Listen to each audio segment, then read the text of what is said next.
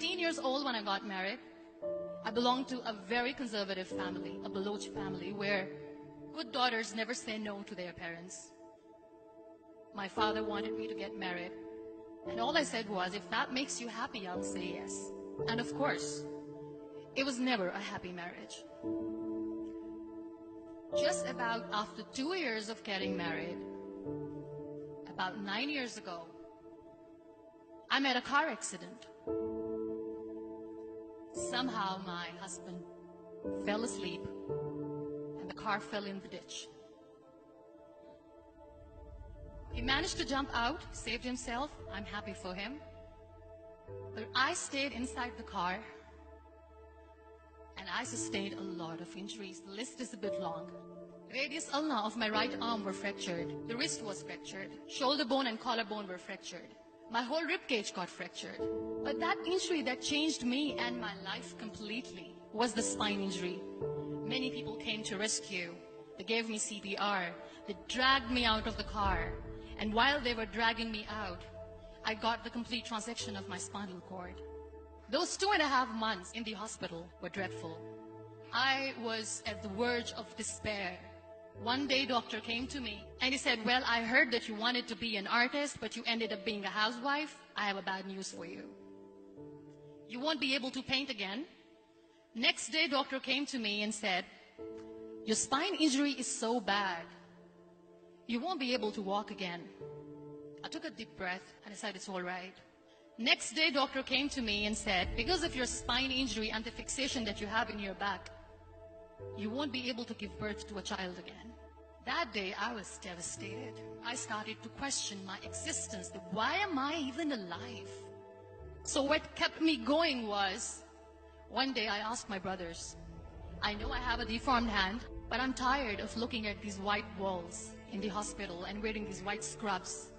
Bring me some colors, bring me some small canvas. I want to paint.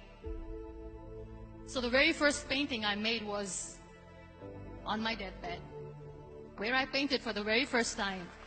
What an amazing therapy it was. Without uttering a single word, I could paint my heart out. I could share my story.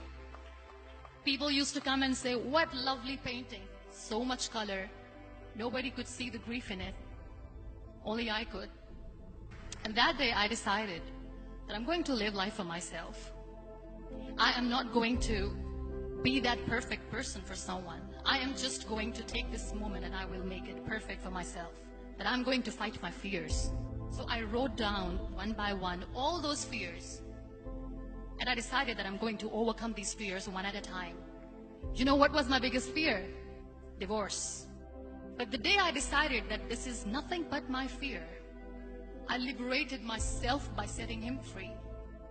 And I made myself emotionally so strong that the day I got the news that he's getting married, I sent him a text that I'm so happy for you and I wish you all the best.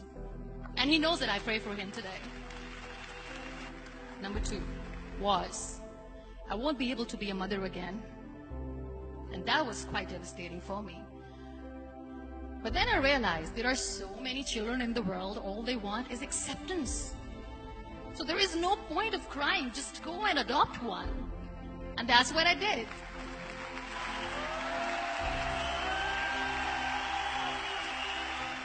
I gave my name in different organizations, different orphanages, and I waited patiently. 2 years later, I got this call from a very small city in Pakistan. I got a call and they said, are you Muniba Mazari? There is a baby boy and would you like to adopt?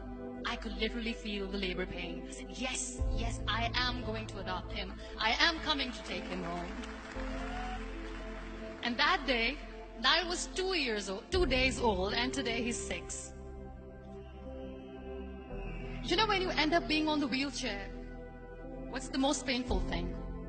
People think that they will not be accepted by the people because we, in the world of perfect people, are imperfects. So I decided to appear more in public. I started to paint. I have done a lot of modeling campaigns. I decided that I'm going to join the national TV of Pakistan as an anchor person. I became the National Goodwill Ambassador for UN Women Pakistan, and now I speak for the rights of women, children.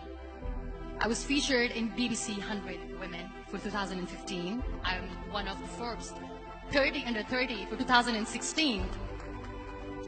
So when you accept yourself the way you are, the world recognizes you. It all starts from within.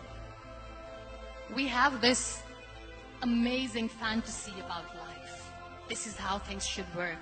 This is my plan. It should go as per my plan. If that doesn't happen, we give up. I never wanted to be on the wheelchair. Never thought of being on the wheelchair. This life is a test and a trial, and tests are never supposed to be easy. So when you're expecting ease from life, and life gives you lemons, then you make the lemonade, and then do not blame life for that. It is okay to be scared. It is okay to cry. Everything is okay, but giving up should not be an option. They always say that failure is not an option.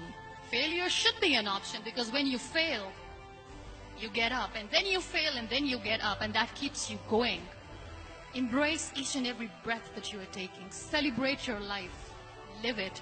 Don't die before your death.